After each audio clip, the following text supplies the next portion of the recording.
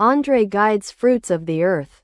French. Les Nourritures Terrestres. 1897.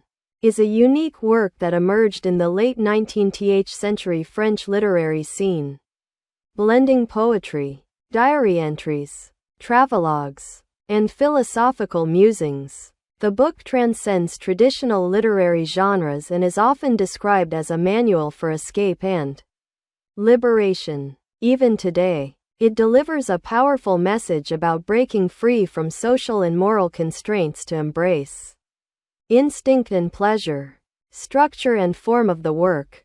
Fruits of the Earth defies conventional narrative forms instead of a linear story.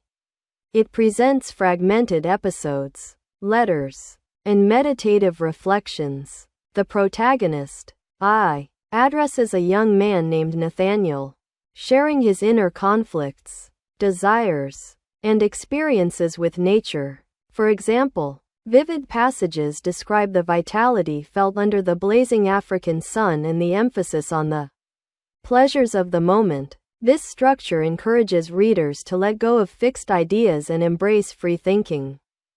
Gide declared his intention to plunge literature into the abyss of sensualism, placing sensory experience at the heart of his writing.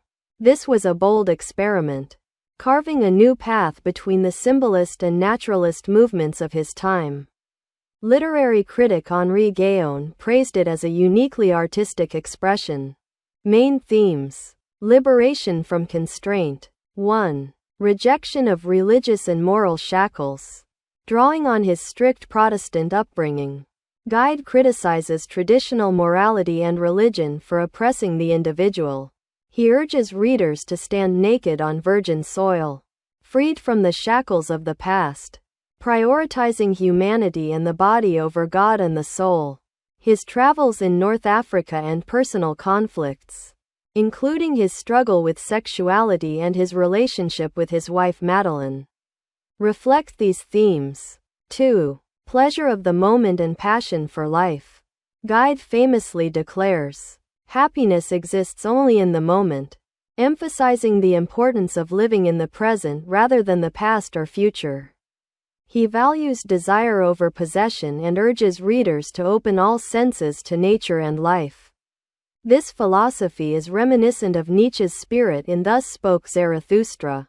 3. Unity with nature. The wild African landscape, with its raw vitality, is a recurring motif. Gide seeks the purity of nature over artificial values, advocating for experiences like walking barefoot on the earth. This positive affirmation of life contrasts with the existential alienation found in later writers, like Camus. Historical and literary significance. Fruits of the Earth is regarded as a precursor to 20th century existentialist literature. Initially, its unfamiliar content alienated readers, but by the 1920s, it had gained significant influence. Albert Camus noted, "It took 20 years for this book to find its audience, and it became a spiritual guide for rebellious youth." Although Gide later engaged with communism and eventually distanced himself after witnessing Stalinist oppression, this work focuses solely on individual inner freedom. His philosophy, often termed naturism, seeks the pure expression of human nature. Critical perspectives and limitations. Despite its intellectual depth and literary innovation, Fruits of the Earth has faced criticism. First, its fragmented structure can seem scattered and difficult to follow, with some critics dismissing it as literary debris.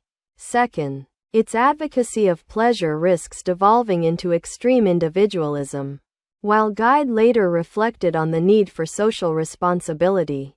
In this book, the unrestrained pursuit of desire is not balanced by consideration of collective consequences, such as the potential for violence. Relevance today. Even in the 21st century, Fruits of the Earth is read as eternally new. It reminds modern readers, often lost in social media and competition, of the value of the present moment and prompts reflection on the balance between individualism and community. The exhortation "do not live in fear" remains relevant advice in uncertain times.